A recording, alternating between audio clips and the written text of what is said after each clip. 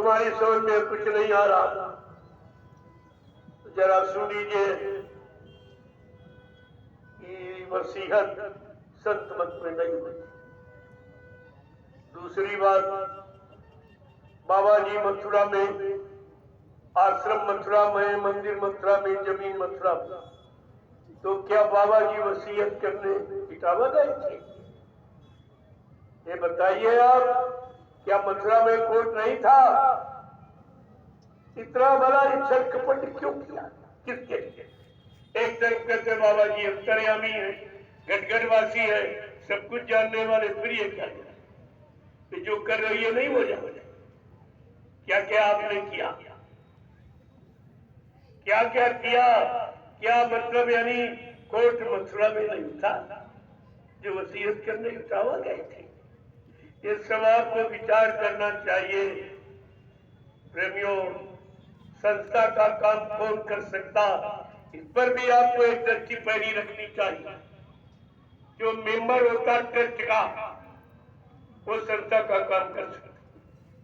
और मेंबर ना ये ड्राइवर मथुरा वाला और ना उज्जैन वाला मेंबर, ये दोनों अवैध थे। इन पर बिहार से मुकदमा कर दिया। 17 अक्टूबर 2017 को हाई कोर्ट इलाहाबाद ने फैसला दे दिया, इन दोनों को नाकाम माना गया।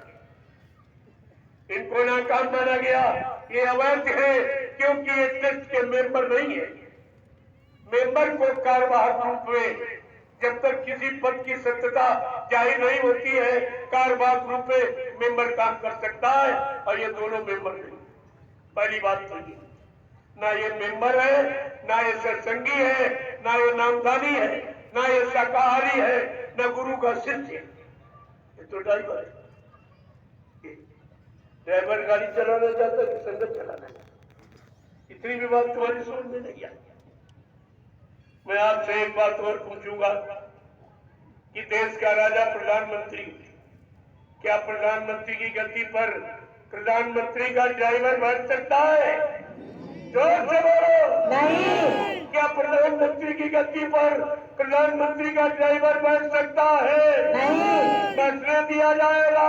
नहीं। अगर बैठ जाएगा तो गति की मर्यादा रहेगी या चली जाएगी? चली जाएगी। और आपने क्या किया? समृद्ध गुरु की गति पर ड्राइवर। अरे 1 करोड़ 4 गोरा पहनने वाले और 44 करोड़ ये साथी।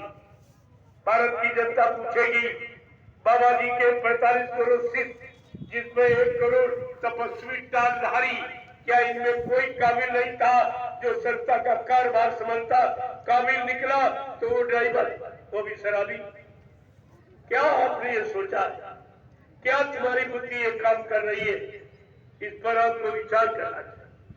मैं आलोचनात्मक दृष्टिकोण से नहीं कहता हूं, मैं सत्यता की दृष्टिकोण से कहता हूं। ये गद्दी आपने बदनाम कर दिया, कितना बड़ा कलंक लग गया। सारे संतों की गति पर, सारे सदगुरुओं की गति पर, सारे गुरुओं की गति पर, राजा महाराजा बादशाहों की गति पर ये आपने कलंक लगाया। ये अपराध आपका छोटा नहीं है, बहुत बड़ा, और इसकी सजा कोई नहीं मांगता। ये सब आपको ध्यान में रखना चाहिए था। तो कोई बात आपकी समझ में नहीं है। क्या लोग कहेंगे, पूछेंगे, आप क्या बताओ? आगे आने वाले समय में जब भारत की जनता पूछेगी कि बाबा जी के 45 करोड़ शिष्य थे, 1 करोड़ टाट गोरा पहनने वाले, ये तपस्वी टाटधारी, तपस्या करने वाले, जिनको बाबा जी ने कहा ये मेरे सतयुगी सिपाही है, उन सिपाहियों की हालत जरा देखो। क्या वफादारी की इन्होंने, और तो कोई माफी, इनको तो माफी भी नहीं हुई।